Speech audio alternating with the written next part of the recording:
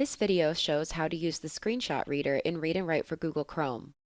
The Screenshot Reader allows you to read many types of inaccessible text, such as images or inaccessible PDFs. The first time you use Screenshot Reader, if it hasn't been pushed out by your Google admin, you'll be prompted to install it.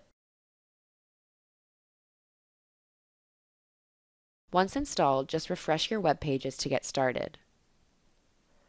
To use Screenshot Reader, open the Read&Write toolbar and click the Screenshot Reader icon. Then just draw a box around the text you'd like to read. Sea level pressure composite mean, MB, October 1st to 30th, 2010. You can use the pause, stop, and play buttons to control the reading. You can even copy the scanned text to your clipboard to paste into a document or other application.